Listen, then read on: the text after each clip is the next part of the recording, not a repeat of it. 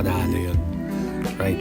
So, pagkatapos nun, ako ay nagantay ng bus dahil pauwi na rin ako at ayokong gumastos ng Grab. Medyo malaki na yung nagastos ko sa Grab dito eh. And pumunta ako dito sa may city center. Naglakad lang, trying to get as much touristy places as much as I can dito sa Singapore.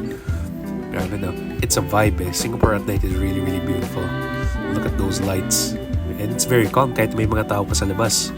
You see Marina Bay Sands at tayo pumunta sa One Fullerton to go to Merlion. Yes. But before that, checking out this view, and a few moments later, ako ay nandito na. It's always nice to see the Merlion. Dahil na't hindi mainit. Sobrang sulit. Pagkatapos nun, ako ay naglakad na pauwi, pabalik dun sa accommodation. Yes. It's so walkable dito sa Singapore. Sobrang nakakatawa. Follow for more.